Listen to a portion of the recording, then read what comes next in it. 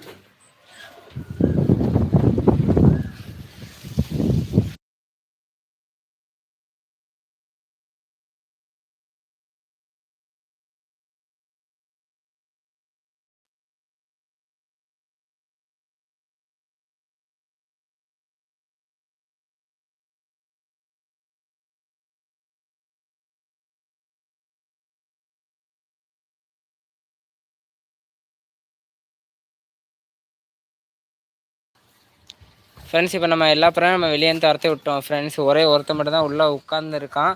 அது மைக் வந்து மியூட்டில் விழுந்துட்டு அதனால் பேசுகிறவங்க கேட்டுச்சான்னு தெரியல. அதனால் திரும்பி சொல்லிடுறேன் ஃப்ரெண்ட்ஸ். ஒரே ஒருத்தன் மட்டும் உள்ளே உட்காந்துருக்கான். வந்து சிக்கு பொறிக்கிற ஸ்டேஜில் இருக்கிறான். அவன் மட்டும் உள்ளே உட்காந்துருக்கான். மற்ற எல்லோரும் வெளியே தான் ஃப்ரெண்ட்ஸ் இருக்கானுங்க. ஏதோ ஃபுல்லாக இங்கே தான் நிற்கானுங்க. 1-2 பேர் மேலே பறந்துக்கிட்டு இருக்கானுங்க. ஒரு 5 பேர்கிட்ட மேலே பறக்கிறானுங்க.